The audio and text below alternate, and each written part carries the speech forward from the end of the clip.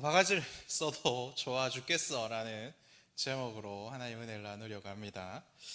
어릴 때 목사님들 통해서 자주 들었던 말씀은 한국 사람들 뭐만 해도 죽겠다라는 말이 입에서 떠나지 않는다라는 그런 설교였습니다.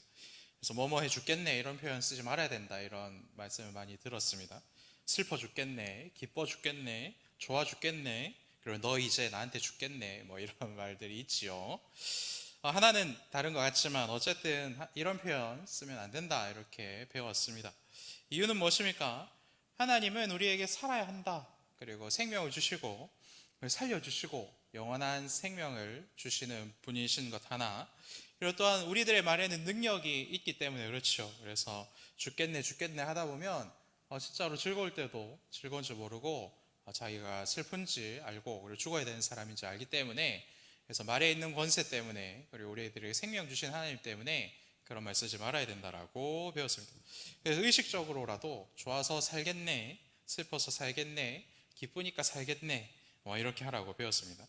그런데 이러한 것들을 제가 잘 이해하고 있기 때문에 오늘 말씀 제목을 죽겠어를 나중에 넣었습니다. 원래는 바가지를 써도 좋아까지가 제목이었는데 이거를 조금 더 어떻게 제목으로 이렇게 딱 박아드릴 수 있을까 고민하다가 역시 이 단어밖에 없겠다 해서 죽겠어를 넣었습니다. 그래서 이 땅에서는 찾을 수 없는 진정한 기쁨을 찾은 사람이 살아가는 방법들을 우리가 오늘 말씀 통해서 좀 찾아보고, 그 방법을 찾아가는 기도와 그리고 그 방법을 함께 누리는 그러한 기도로 채워가는 금요일 기도의 되기를 소망합니다. 먼저 기쁨에 대해서 좀 알아보도록 하겠습니다. 여러분 언제 최근에 기쁘셨습니까? 뭐 하실 때 기쁘세요? 뭐 하실 때 기쁘십니까? 속으로만 해주십시오. 저희 초등부랑은 이렇게 대화를 하는데 여기서는 대화는 할 수 없을 것 같고 마음으로 이렇게 해주십시오. 대개는 필요한 걸 살 때 좀 기쁜 것 같고, 그리고 필요하진 않지만 뭔가를 싸게 살 때 기쁜 것 같습니다. 이 두 가지가 합쳐지면 너무 기쁜 거죠. 내가 필요한 게 마침 홈쇼핑에서 특가로 진짜인지 모르겠지만 특가라고 막 이렇게 광고할 때 그때 선착순에 들어가지고 샀을 때 그때 굉장히 기쁘시지 않습니까? 저는 필요한 물건을 바로 사지 않고 할인이 뜰 때까지 기다렸다가 사는 편입니다. 필요할 때 맞춰서 사기보다 할인할 때 그때 사야지 된다라고 생각하기 때문에 그렇죠. 근데 저희 집사람은 필요한 게 있으면 필요할 때 사야 된다라는 주의입니다. 그래서 결혼 초기에 이거 가지고 싸운 건 아니지만 왜 저걸 저 값에 주고 살까 뭐 이렇게 생각을 했던 적이 있습니다. 근데 집사람은 반대죠. 필요한 게 있는데 왜 안 사고 버티고 있냐, 그죠? 그래서 불편하다가 이제 샀을 때는 별로 안 필요하게 돼서 내가 사는 경우가 많이 있습니다. 그래서 저도 뭐 이렇게 같이 살면서 필요한 게 있으면 바로 사는 게 시간도 아끼고 고민도 아끼고 그리고 불필요한 것도 버리는 거구나라는 것을 배우긴 했지만, 여전히 그래도 필요한 게 있으면 싸게 한 푼이라도 싸게 사는 게 참 즐겁고 행복하다 이런 생각을 합니다.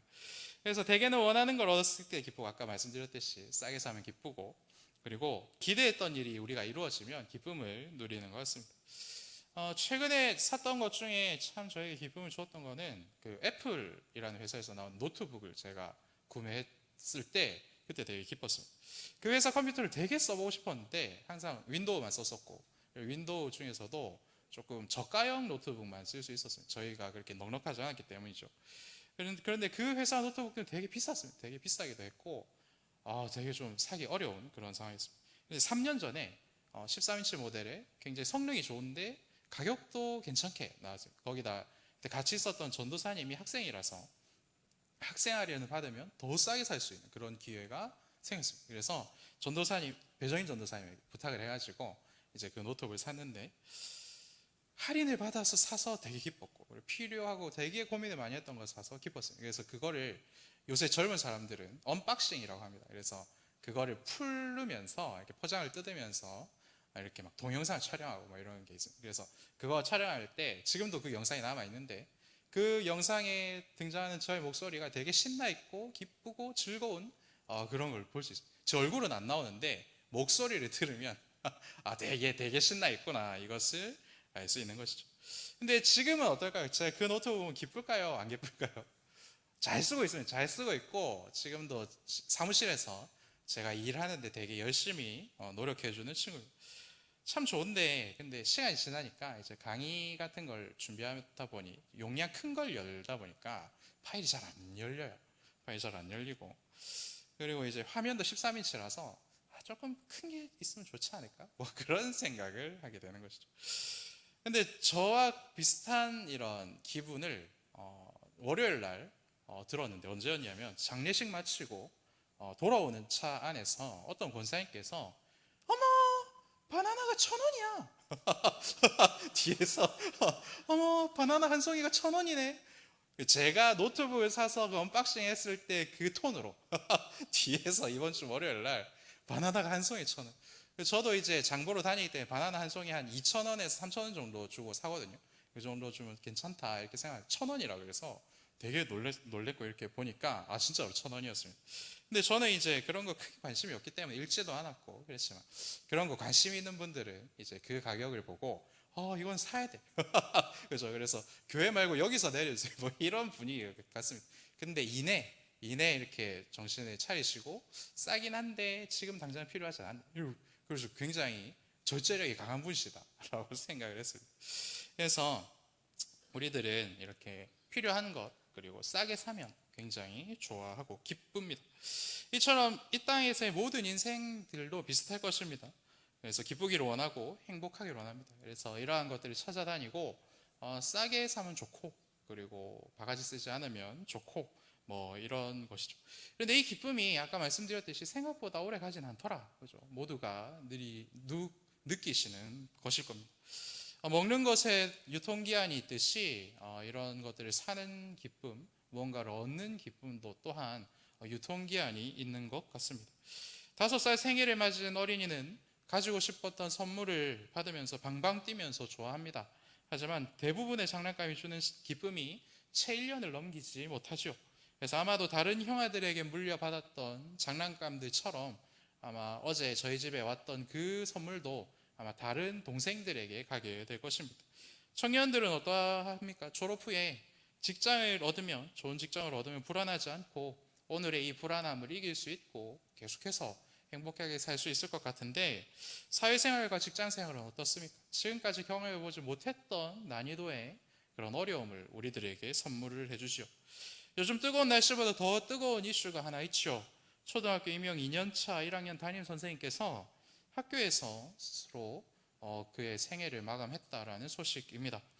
아직 정확한 이유는 발표하고 있지 않지만 그 담당했던 아이들의 부모님들이 조금 많이 힘들게 하였다 뭐 이런 정황들이 나타나고 있죠.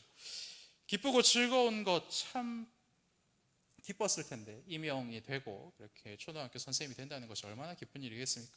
근데 그러한 기쁨은 채찰나도 되지 아니하고 우리들에게 찾아오는 새로운 어려움과 그리고 새로운 난이도의 그런 고난들이 우리들을 찾아오는 것, 이것이 죄 많은 이 땅에서 우리 모두가 피할 수 없는 그러한 상황들이다라고 우리는 잘 알고 있습니다.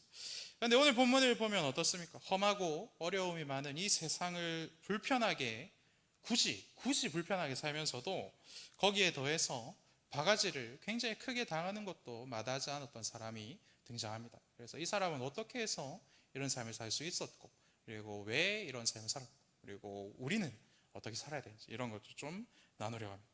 여러분 잘 알듯이 아브라함에 대한 이야기입니다. 그죠? 성경은 오늘 말씀은 믿음 때문에 아브라함은 그러한 삶을 선택했고 그러한 삶을 살았고 그리고 마지막까지 그러한 삶을 살아냈다라고 우리들에게 알려주고 있습니다.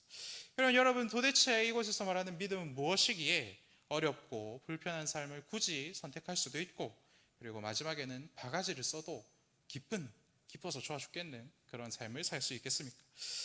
믿음의 조상 아브라함은 본토 친척 아비집을 떠나 내가 내게 지시할 땅으로 가라 말씀하신 그 하나님의 말씀에 믿음으로 순종하여 그 모든 일들을 감당했습니다.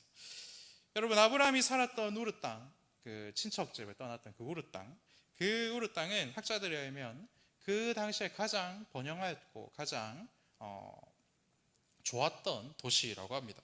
그래서 큰 도시 서울에는 높은 빌딩이 있는 것이 당연하듯이 굉장히 좋았던 도시 우르에는 큰 성들이 있는 것이 굉장히 당연하였다라는 것이죠. 그래서 아브라함은 힘있고 잘 사는 사람들은 좋은 성에 그리고 좋은 터에 산다는 것을 잘 알고 있었습니다. 여러분 잘 알듯이 하나님께서 아브라함에게 은혜를 많이 부어주셔서 아브라함은 굉장히 큰 부자가 되었지요. 하나님께서 아브라함에게 부자가 될 수 있는 은혜를 베풀어 주셨지만 아브라함이 살았던 곳은 크고 으리으리한 성이 아니었습니다. 오늘 말씀은 그가 그의 가족들과 장막에서 거하였다라고 우리들에게 알려주고 있는 것이죠. 여러분 왜 아브라함은 자신만의 성을 지어서 그곳에서 살지 않고 장막에서 살았던 것일까요? 그것은 그는 이 땅에서 자신의 인생이 나그네 인생이다라는 것을 정확하게 깨닫고 있었기 때문입니다. 매일의 삶이 하나님께서 인도하시는 곳으로 달려갈 준비를 해야 되는 것이 나그네로서 자신이 해야 할 임무라는 것을 정확하게 깨닫고 있었고, 그렇기 때문에 성을 짓지 않고 장막을 치고 살았던 것이죠. 여러분 성에서 살면 어떠합니까? 그곳에 계속해서 머물러야 되는 것이죠. 근데 장막에서 살면 언제든지 당장 내일이라도 그리고 자고 있는 중이라도 떠날 수 있는 준비를 할 수가 있는 것이죠.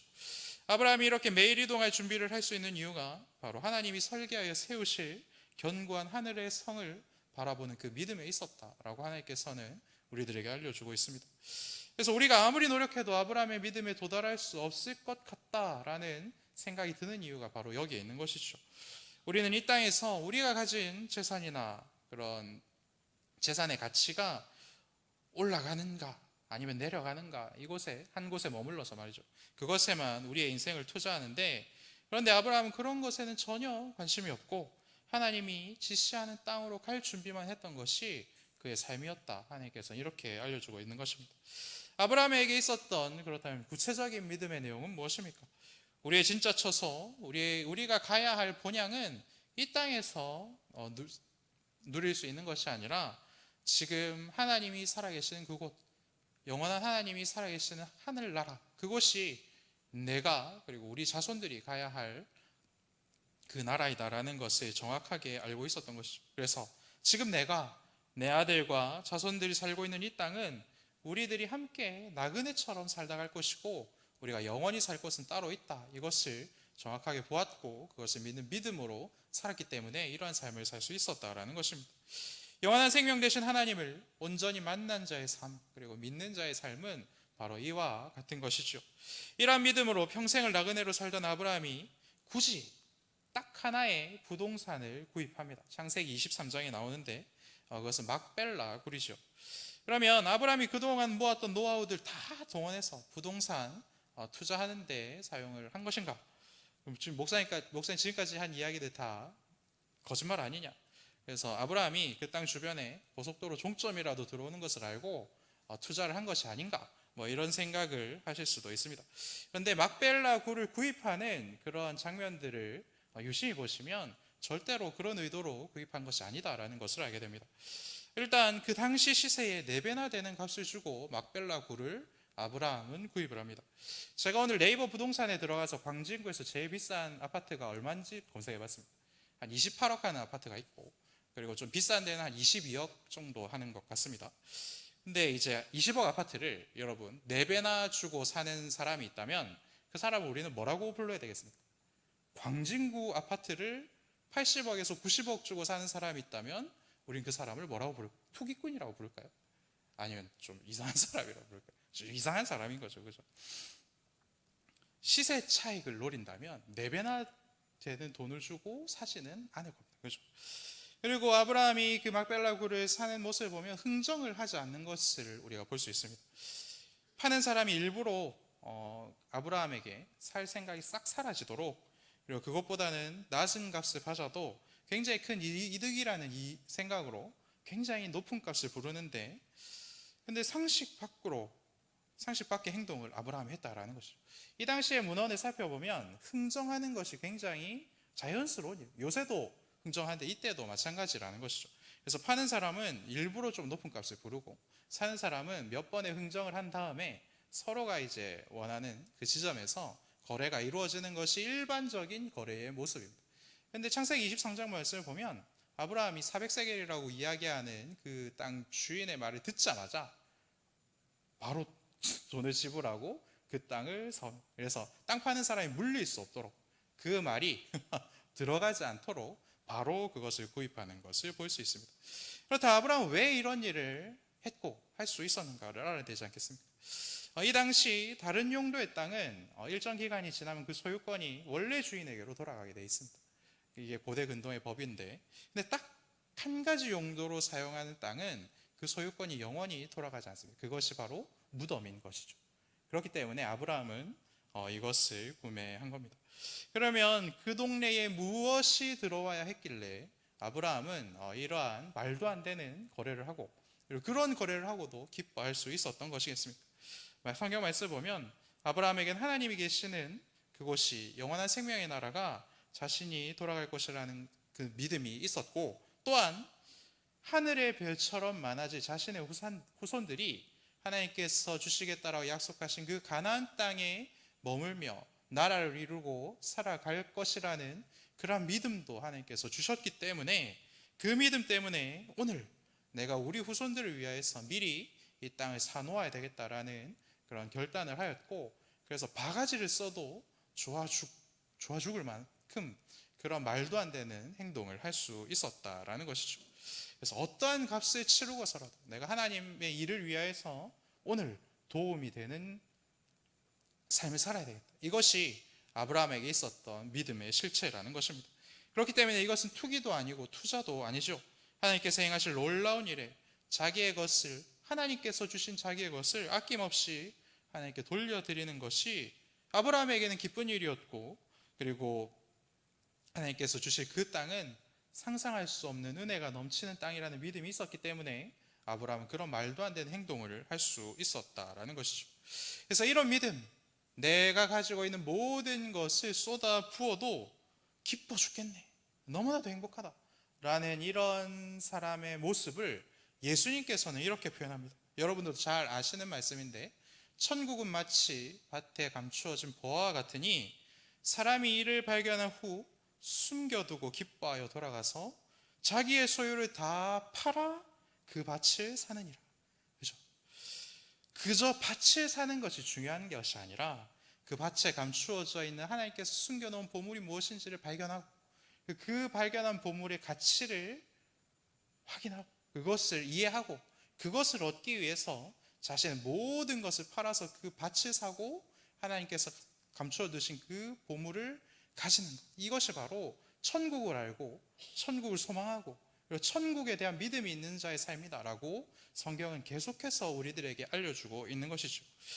그래서 이러한 기쁨이 하나님께서 우리들에게 주고 싶어 하신 기쁨인데, 우리들은 어떠합니까? 바나나가 1,000원이면 좋아하고 컴퓨터가 싸면 기뻐하고, 그래서 내가 가지고 있는 재산이 높아지면 기뻐하고 낮아지면 슬퍼하고, 이 정도 수준에 우리가 머물러 있다라는 것이죠. 그래서 그렇기 때문에 우리들은 이 땅에서 하나님께서 주신 기쁨을 온전히 다 누리지 못하고, 그리고 때로는 슬퍼하고 때로는 좌절하고 때로는 하나님을 멀리 떠나기도 하는 그런 삶을 살고 있다라는 것입니다.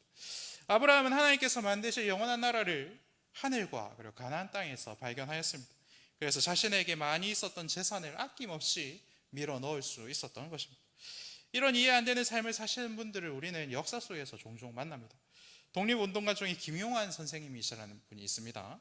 안동에서 이름난 파라코입니다. 파라코는 양반집 자손으로서 그 집안 재산을 말아먹는 사람을 이야기를 합니다. 그 당시 안동에서 200억대 부자였는데 노름으로 다 탕진을 하였다. 굉장히 좀 이상한 사람인 거죠. 근데 실상은 어떠했냐면 그 노름으로 탕진한 돈이 전부 다 독립운동하는 자금으로 이렇게 사용되었다라고 합니다. 그래서 일제가 이렇게 추적하지 못하도록 그렇게 돈을 이렇게 빼돌린 거죠. 그래서 그가 죽기 전에 이것이 밝혀졌습니다. 그리고 그의 유언처럼 남긴 말이 이러합니다. 나라의 독립이라는 거대한 사명 앞에서 선비로서 해야 할 일을 한 것뿐이다. 이런 말을 남기고 돌아가신 것이죠. 그래서 이 세상이 줄 수 없고 일반적인 사람들은 알 수 없는 가치를 발견한 사람들은 자신이 가지고 있는 모든 것을 쏟아부어서 가장 귀한 가치를 얻어낼 수 있는 것이 우리들에게 하나님께서 주신 큰 기쁨이라는 것입니다. 이렇게 이해할 수 없는 행동을 하는 분들이 여러분들 믿으실지 모르겠지만 우리 교회에도 굉장히 많이 있습니다. 바로 교육부서 선생님들이지요. 내일부터 유아부와 유치부 성경학교 합니다. 오늘 굉장히 더웠지 않습니까? 굳이 이 더운 날 다 나오셔가지고 내일 성경학교를 준비하는 것을 봤습니다. 왜 우리 선생님들은 이 더운 날, 그리고 누가 참 알아주지도 않고 그 쬐깐한 아이들을 위해서 그런 수고를 하시는 것입니까? 우리 아이들을 볼 때 하나님께서 이 아이들을 얼마나 사랑하시는지 그 가치를 발견하시고, 하나님께서 이 아이들을 만나 주셨을 때 이 아이들의 인생이 변한 뒤에 어떠한 일들이 일어나는지를 발견했기 때문에 오늘 이곳에서 시간과 그리고 열정과 달란트를 쏟아붓는 그런 수고를 하신다라는 것이죠. 그렇기 때문에 시간과 체력과 수고의 달란트를 낭비하는 그러한 일을 할 수가 있는 것입니다. 탕진하는 것이죠. 우리 다음 세대들을 위해서 탕진하는 일들이 우리 교회에도 있습니다, 여러분. 그렇죠? 아이들이 하나님을 만나는 일이 가장 귀하다라는 믿음이 있기 때문에 비상식적이고 비능률적인 일을 오늘도 해내고 있는 것이죠. 아브라함이 동일한 약속을 유업으로 받은 이삭 및 야곱과 더불어 굳이 불편한 장막에 살았듯이, 성을 쌓지 않고 장막에 살았듯이 우리 교사들이 동일한 약속을 유업으로 받은 우리 어린아이들과 같은 시간과 같은 장소에서 같이 예배드리고 같이 찬양하고 같이 물놀이도 하고 같이 뒹굴 작정을 하고 있습니다. 저는 이것이 하나님께서 우리 교회에 주신 큰 은혜라고 생각합니다. 이러한 종류와 같은 믿음의 탕진, 시간의 낭비, 노력의 과소비가 저는 더욱 풍성하게, 그리고 더욱 과하게, 더욱 주체하지 못하도록 우리 기도하는 분들에게서 뿜어져 나온다고 믿습니다. 그래서 우리 기도하시는 분들도 이러한 일들의 기도를 동참하고 계시고, 우리 선생님들도 이러한 수고를 마다하지 않고 있기 때문에 작년처럼 또 장대비가 올 것이라고 예보가 되고 있습니다. 작년에도 유치부 유아부 친구들 놀 때 억수 같은 비가 내렸습니다.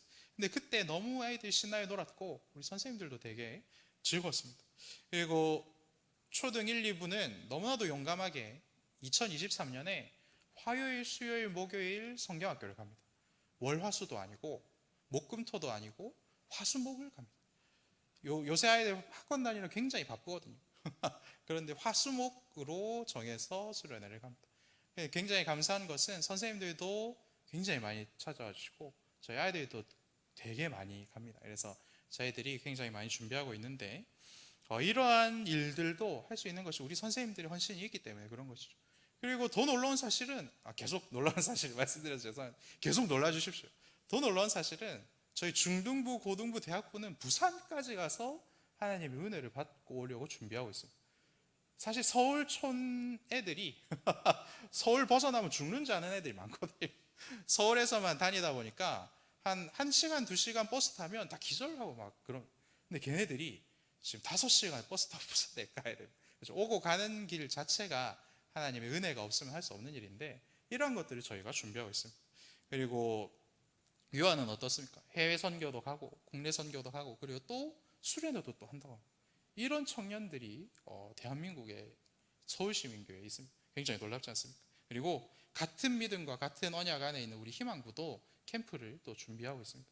이런 사역들이 멈추지 않고 진행이 되고 있다. 그리고 이런 사역들 가운데 우리 선생님들이 그리고 우리 모든 교회가 이것이 가장 귀한 일인 줄 믿고 그리고 우리 아이들의 영혼들을 위해서 이러한 수고와 이런 투자를 아끼지 않고 있다. 이것이 하나님께서 우리들에게 주신 가장 큰 복인 줄로 믿습니다.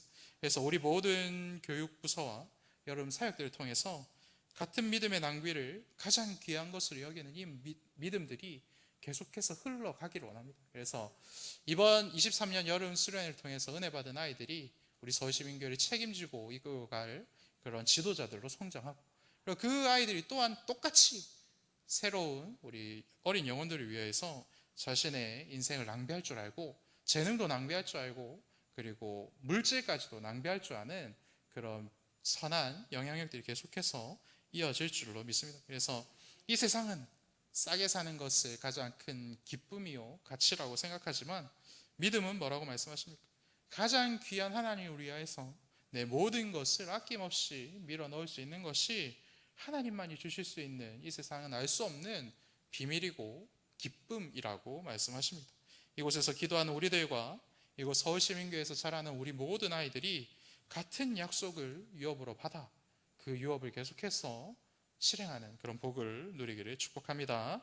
우리 오늘 주신 말씀을 기억하며 찬양하겠습니다.